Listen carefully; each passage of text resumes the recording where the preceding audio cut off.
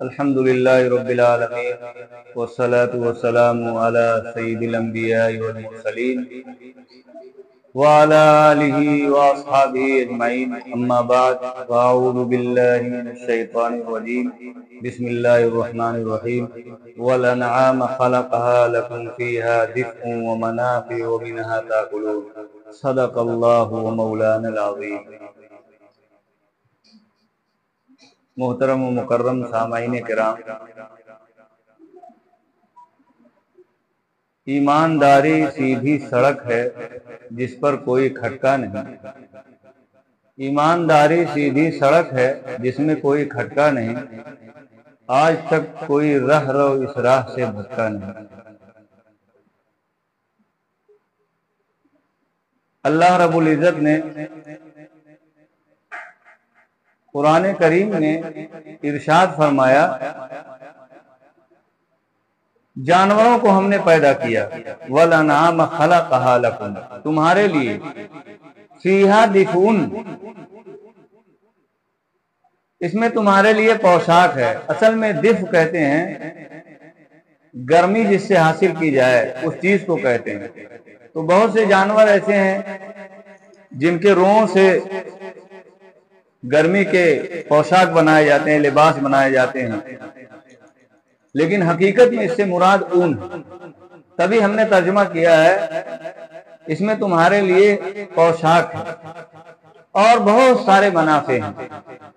آپ جانور کو پالتے ہیں، دیکھتے ہیں بہت سے جانور دودھ دینے والے ہیں، پھر دودھ سے ملائی، پھر ملائی سے گھی بنتی ہے، اور گھی سے آپ دیکھیے گھی کہاں کہاں استعمال ہوتا ہے۔ گھی سے بہت اوریجنل چیز بنائی جاتی ہے، پھر دودھ سے مٹھائیاں بنتی ہیں، کھووا بنتا ہے، اور کھانے پینے کے لیے استعمال ہوتا ہے۔ پھر ان جانوروں کو بار برداری کے لیے، سواری کے لیے بھی استعمال کیا جاتا ہے۔ بہرحال اللہ تعالیٰ نے کہا، ارشاد فرمایا، بہت سارے منافع ہیں تمہارے، وَمِنْهَا تَأْكُلُونَ، اور جسے تم کھاتے ہو، پھر اس کے بعد جانور کھانے میں بھی کام آتا ہے۔ اللہ رب العزت نے 4 مخلوق ایسی بنائی ہے جو دکھائی دیتی ہے، جو آنکھ سے ہم کو آپ کو نظر آنے والی چیز ہے، وہ 4 مخلوق ہے۔ سب سے پہلی چیز جمادات، یہ جمادوں سے مشتق ہے، جیسے پتھر ہے، پہاڑ ہے، مٹی ہے، یہ بے جان چیز ہے۔ دوسرے نمبر پر نباتات ہے، یہ نباتوں سے مشتق ہے، جس میں پیڑ ہے، پودا ہے، یہ اپنے سے پلتا ہے، بڑھتا ہے۔ تیسری چیز انسانات، انسان ہے، یہ ان سے بنا ہے، اس کے معنی آتے ہیں پیار و محبت کے۔ اگر اللہ رب العزت اور خالق اور مخلوق کے درمیان محبت نہ ہو تو پھر انسان اپنے آپ کو انسان کہلانے کے لائق نہیں۔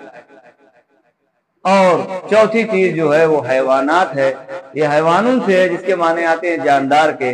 اس میں بہت سارے جانور ہیں، جیسے شیر ہے، چیتا ہے، کتا ہے، بلی ہے، سب اس میں، گائے ہے، بھینس ہے، سب داخل ہیں۔ لیکن پھر ان جانوروں میں بھی 2 قسمیں ہیں کہ اللہ رب العزت نے بہت سے جانور ایسے بنائے جن کے دانت نوکیلے ہیں، جو نوچ نوچ کر کھاتے ہیں، اور بہت سے جانور ایسے بنائے جن کے دانت چبتے ہیں، جو چبا چبا کر کھاتے ہیں، جیسے گائے ہے، بھینس ہے، بکری ہے۔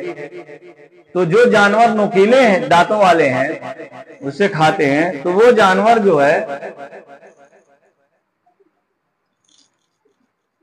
وہ جانور ان کو مانساہاری کہا جاتا ہے، جیسے شیر ہے، چیتا ہے، بھیڑیا ہے۔ یہ جانور اللہ رب العزت نے اس کا معدہ ایسا بنایا ہے کہ آپ اس کو ساگ سبزی کھلائیں گے یا پھل فروٹ کھلائیں گے تو اس کو نہیں ہضم ہوگا۔ اس کا معدہ جو ہے گوشت کا آدھی، گوشت کے علاوہ اس کو نہیں ہضم ہوگا، یہ جی نہیں پائے گا۔ اسی طریقے سے جو جانور مانساہاری ہیں، شاکاہاری ہیں، جیسے بکری ہے، بھینس ہے، گائے ہے، آپ ان کو گوشت کھلائیں گے تو کھا لیں گے، یہ گوشت ہضم نہیں کر پائیں گے۔ تو اللہ رب العزت نے انسان کو جو پیدا کیا ہے تو انسان کے اندر اللہ رب العزت نے دونوں صلاحیت رکھی ہے، وہ گوشت بھی کھا کر ہضم کر لے گا اور ساگ سبزی بھی ہضم کر لے گا۔ لیکن یاد رہے میرے محترم بزرگوں اور دوستوں کہ اللہ رب العزت نے جو یہ نظام بنایا ہے یہ سب کچھ دیکھتے ہوئے بنایا ہے کہ اللہ رب العزت ہمارے مزاج کو پہچان رہے تھے۔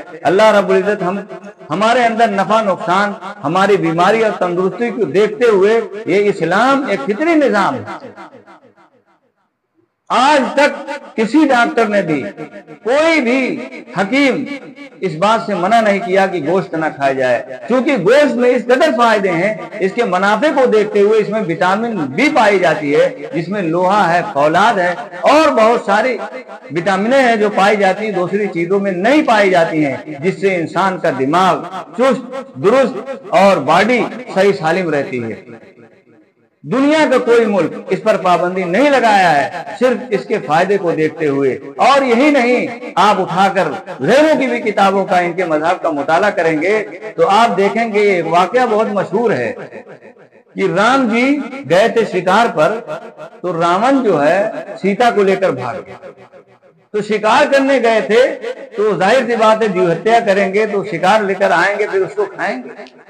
اور اسی طریقے سے اشودھیا کھنڈن میں لکھا ہے پاٹ نمبر 46 26 20 پر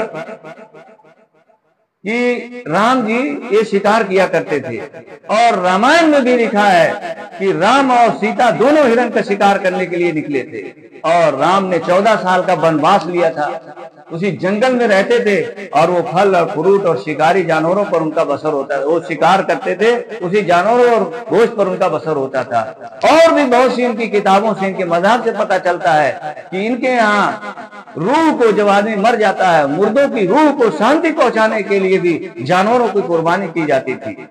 بہرحال میرے محترم بزرگوں اور دوستوں، اللہ رب العزت کا ایک خدائی نظام ہے، یہ اسلام ایک فطری مذہب ہے، اس نے سب کچھ دیکھتے ہوئے ہمارے مزاج اور خیالات کو سمجھتے ہوئے ایسا فیصلہ لیا ہے۔ آج آپ دیکھیے ہم یہ بات کرتے ہیں کہ آبادی پر توازن رہے، آبادی کنٹرول رہے، تو بتائیے جانور کون سا کنٹرول، کیسے اپنی آبادی پر کنٹرول کرے گا؟ آج آپ نعرہ لگاتے ہیں ہم دو ہمارے دو، شیر کا بچہ ایک ہی اچھا، بھابھی بھیا بھول نہ جائیں دو ہی بچوں کا ہے زمانہ، بھابھی بھیا بھول نہ جانا دو ہی بچوں کا ہے زمانہ۔ تو بتائیے یہ کیسے کنٹرول کریں گے یہ لوگ؟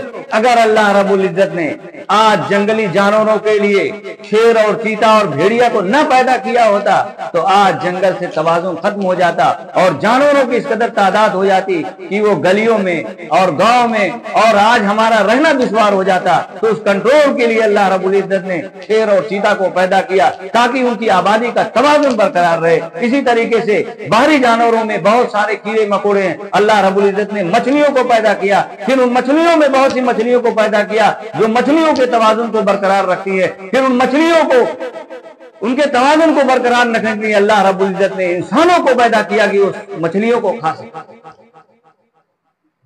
اسی طریقے سے آپ ذرا اٹھا کر دیکھ لیں، کھیتوں میں بہت سارے کیڑے ہیں، عجیب عجیب طریقے سے مٹی میں رہنے والے کیڑے ہیں، ان کے لیے اللہ رب العزت نے پرندوں کو پیدا کیا۔ آپ تتر ہے، بٹیر ہے اور جانور ہے، مرغی ہے، دیکھیے ہر وقت کھاتے رہتے ہیں، ہر وقت یہ کھاتے رہتے ہیں کیڑے مکوڑوں کو، ورنہ آج زندگی دوبھر ہو جاتی ہے۔ تو اللہ رب العزت نے اس توازن کو برقرار رکھنے کے لیے، جیسے آج آپ آبادی کنٹرول چاہتے ہیں تو ان کی بھی آبادی پر کنٹرول کرنے کے لیے اللہ رب العزت نے سسٹم اور نظام قائم کیا۔ اور جو لوگ کہتے ہیں، کچھ مسلمان ایسے بھی ہیں جو کہتے ہیں کہ قربانی نہیں کرنا چاہیے، اس میں جو ہتیا ہے، ذرا غور کریں، اگر عقل رکھتے ہوں گے، پانی میں دوربین سے دیکھا جائے، آج واٹر فلٹر پانی پیتے ہیں، اس میں دیکھیے چھوٹے چھوٹے کیڑے رہتے ہیں، بہت سارے کیڑے دکھائی دیتے ہیں۔ آپ دودھ کو دیکھیے، جب دہی جماتے ہیں تو پرت کیڑے ہوتے ہیں ہزاروں کی تعداد میں، بالائی میں ایسی حال ہوتا ہے۔ لیکن یہ سب جراثیم، کیڑا اگر سے چھوٹا ہو، جانور اگر سے چھوٹا ہو بڑا ہو، سب کے لیے سب برابر۔ تو جو لوگ یہ کہتے ہیں قربانی نہیں کرنا چاہیے، آج دنیا کے سائنسداں اس بات کو مان چکے ہیں جو بات قرآن کریم نے 1400 سال پہلے بیان کر دی. وَإِن مِّن شَيْءٍ إِلَّا يُسَبِّحُ بِحَمْدِهِ. کوئی چیز ایسی نہیں جو اللہ کی تسبیح نہ پڑھتی ہو. وہ کہتے ہیں درخت کے اندر جان ہوتا ہے، جیسے انسان پلتا ہے بڑھتا ہے، اسی طریقے سے درخت، جو بھی کوئی بھی درخت ہو، چھوٹا ہو بڑا ہو، وہ اس میں بھی جان ہوتا ہے، کیونکہ وہ بھی پلتا ہے بڑھتا ہے. تو بتائیے آپ کتنے لوگ سبزی کھانے والے ہیں، کتنی جوستیاں کرتے ہیں. بہت سے لوگ کہتے ہیں کہ گوشت کھانے سے آدمی متشدد ہو جاتا ہے، اس کے اندر مزاج میں سختی آتی ہے. اب بتائیے شریعت نے کن جانوروں کو کھانے کے لیے حکم دیا ہے؟ بھائی بکری کتنا سدھا ہوا جانور ہے، کتنا سیدھا سادہ ہے، کسی جھگڑا کرتا ہے؟ گائے ہے، بھینس ہے، اونٹ ہے، یہ سب سیدھے جانور ہیں. اللہ رب العزت نے جن جانوروں میں نقصان تھا ہم کو منع کر دیا اس کے کھانے کے لیے. چیتا ہے، سور ہے، بلی ہے، بھیڑیا ہے، تمام ان جانوروں کو جس سے انسان کی ذات میں صحت میں نقصان تھا اللہ رب العزت نے اس کو منع کر دیا. گوشت کھانے سے آدمی کا معدہ خراب ہو جاتا ہے. بہت سے لوگ کہتے ہیں ایسی کوئی بات نہیں ہے، گوشت سے نہیں خراب ہوتا ہے، زیادہ کھانے سے خراب ہوتا ہے گوشت. دیکھیے ہماری شریعت یہ کہتی ہے کہ جب جانور کو ذبح کیا جائے تو تیز چھری سے ذبح کیا جائے.